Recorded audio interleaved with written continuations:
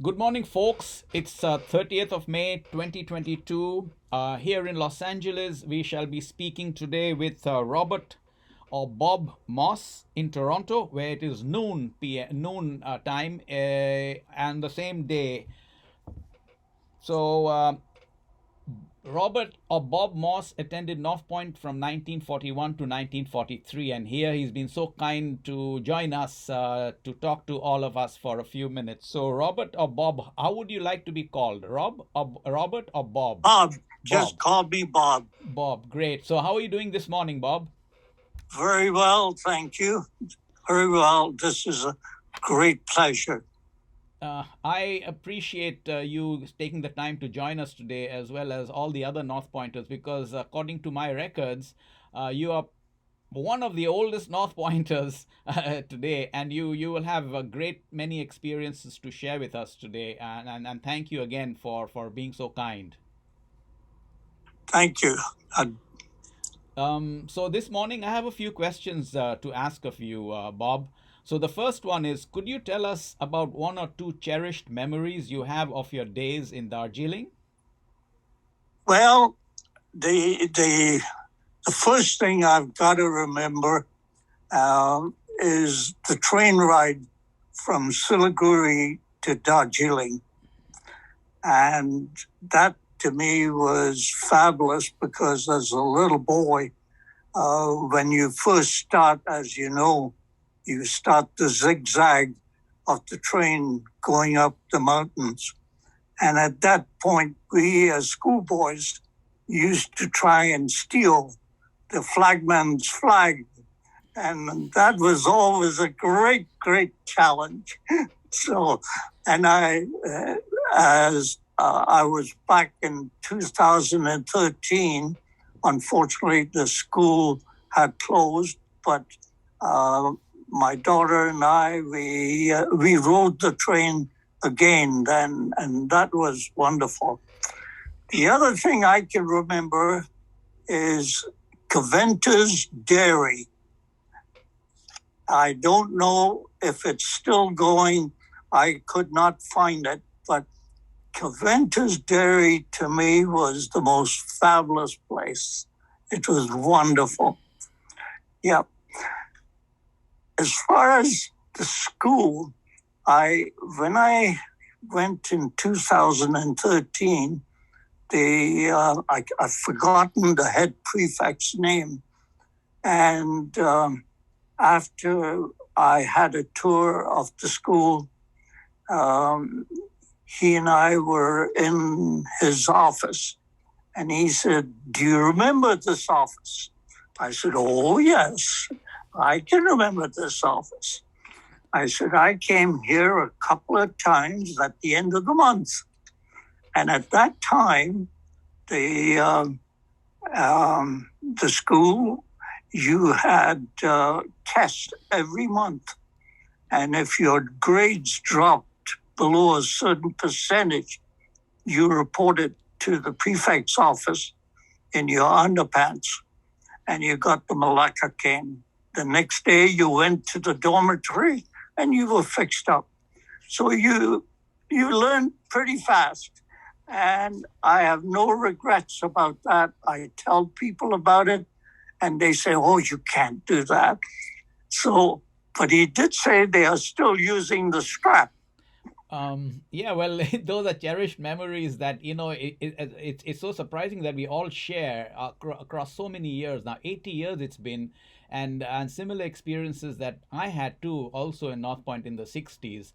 But the straps, they don't use them anymore. I was in Darjeeling about 3 weeks ago, and no, but they have strict discipline. The offices are still there, and as far as Kevinter's is concerned, it is there. I didn't visit. I went to Glenaries, but Kevinter's is very much there. And about your train ride and catching the flag, wow, that's really unique, and I'm so happy that you shared that with us. So thanks, Bob. Here's a second question for you. What are some of the Sure. qualities that you picked up when you were in North Point that you still think molded your character today?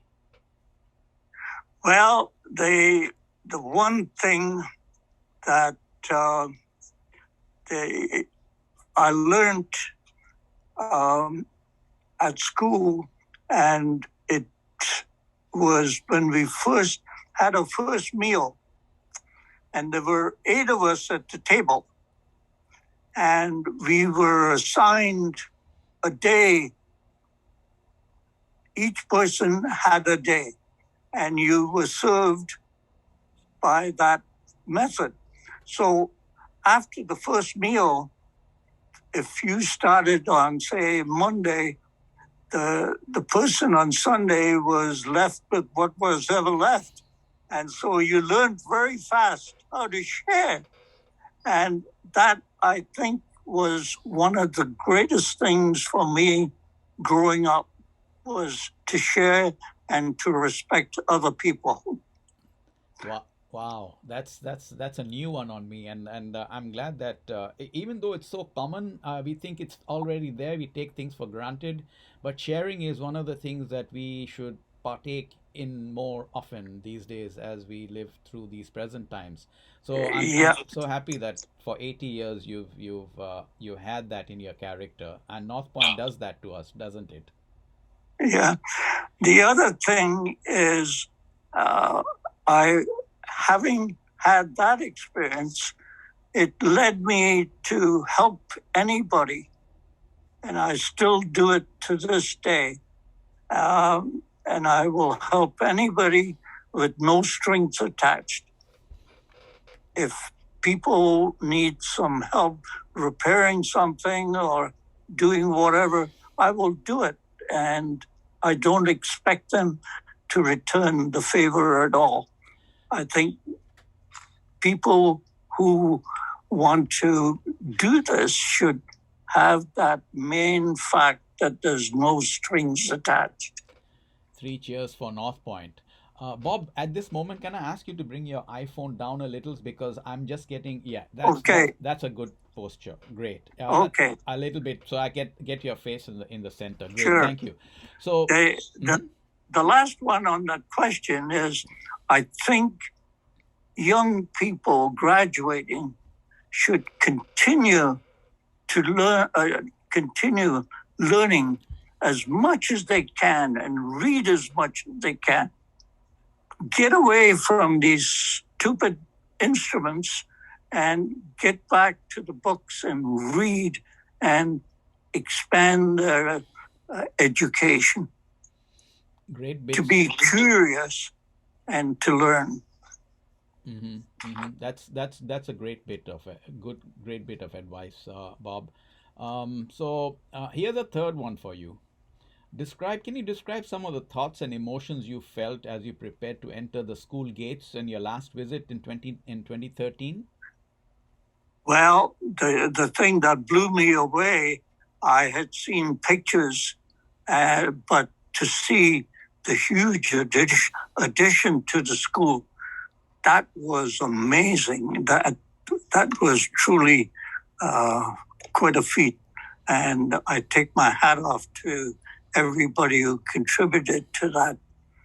The other thing is, when I walked around the school to go to the classrooms, the changing rooms where the lockers are, and the wash basins, and the dormitories, they're all exactly as it was when I was there.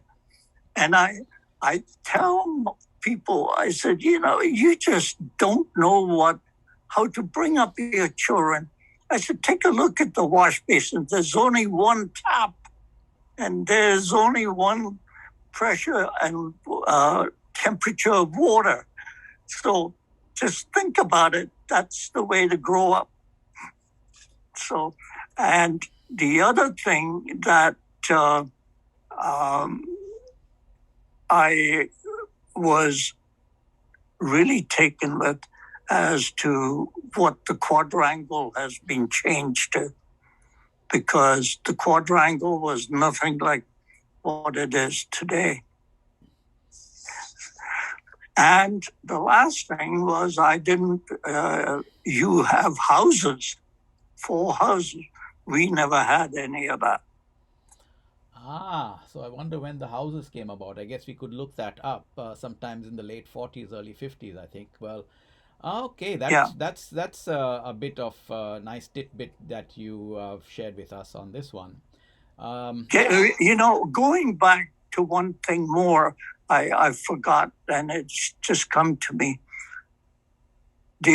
One of the greatest things at school, when the monsoons came, everybody had everybody had to get dressed, shorts on, bare body, with your with your soccer boots on, and go and play in the rain and in the mud. I don't know if you do that to this day, but that's what, when the monsoons came, that's what we did. And we hoofed that ball around. It was like a big iron ball by the end of the day with the amount of soaking it had. Wow, this is bringing back memories. Yeah, we used to do that in the 60s too. It became, the ball really was heavy. Rain or no rain, if it was soccer season or football, we'd go out there and play. And I'm pretty sure they do that as well today too. So yeah, rest assured, things have changed in North Point as far as the structures are concerned. You know, you saw so many new additions to the building. The quadrangle has changed, but more or less the underlying character, the underlying nuance of Darjeeling, of North Point, the rooms, the staircases, the showers, the fields, the discipline, they're all there. They're all there. So that's Yeah. why, you know, we love it so much Yeah. to think about it all the time. And the other thing that impressed me was the staircase to the to the dressing rooms. I had forgotten how wide they are and how worn they were. Yes. And, you know, when you figure 150 years, 125 years, it's amazing that it stood up so well. Yeah, the fathers who built the school, Father de Pelchin and others, they really used from what we could see and evidenced by the statements made by the other fathers, that they used very good quality materials. They did not shave on quality. They paid the top price, got the right materials, and they were all like you're an engineer as well. So many of the Jesuit fathers had such talents themselves, so built the school from scratch with a great quality material that is still standing today, and I hope that will stand for another century or more, for that matter. So, That's right. So Bob, I have one final question for you. Sure. So, based on all your experience during and after school, now that you're 90 years old, if there was one thing you could advise us North Pointers all around the world, what would that be? There are 2 points. One is, the first one, in your youth, experience as much of life while you can. The golden years are not the cracked up years they are, believe me. If you lose everything, one thing you'll never lose is your memories. And the last one is, do not be afraid to acknowledge you made a mistake. That's a golden nugget. And that there's only one man who walks on water.